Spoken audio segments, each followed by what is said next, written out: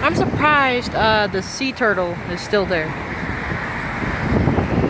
And also, I haven't seen. Okay, number one, Frontier for some reason isn't flying to LA. I think I already said that, but I think I already said that in a different video. But Frontier isn't flying to LA for some reason. And also, I haven't seen their old livery in so long. Since all they were operating to LA was the Neos. I haven't seen one of their CEOs in a long time.